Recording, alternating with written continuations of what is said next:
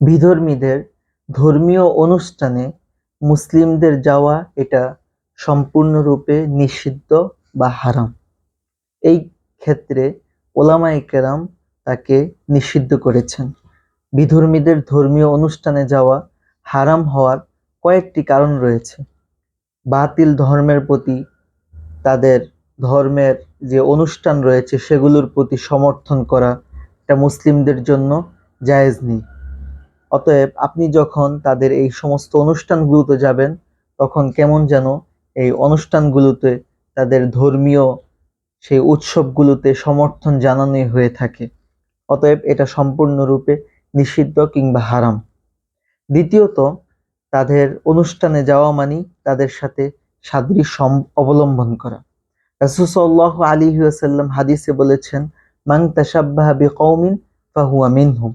যে ব্যক্তি কোনো কওমের সাথে সাদৃশ্য রাখে সে তাদের অন্তর্ভুক্ত। কেমন জানি আপনি তাদের অন্তর্ভুক্ত হয়ে গেলেন, কারণ আপনি তাদের সাথে সাদৃশ্য রাখার কারণে তাদের অন্তর্ভুক্ত হবেন। তৃতীয়ত, হযরত ওমর রাদিয়াল্লাহু তাআলা আনহু মুসলিমদেরকে নিষেধ করেছেন যে বিধর্মীদের ধর্মীয় অনুষ্ঠানে যাওয়া থেকে।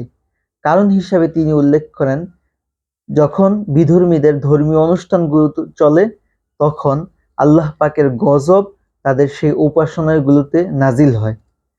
তাই মুসলিমদের জন্য তিনি সেখানে যেতে বারণ করেছেন, ওই লানতটা যাতে তাদের ভাগে না আসে, যাতে করে তারা ওই লানতের ভাগীদার না হয়।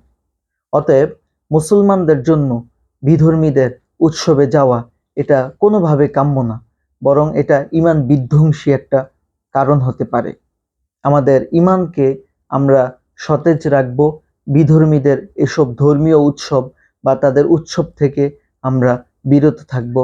আল্লাহ পাক আমাদেরকে তৌফিক দান করুক।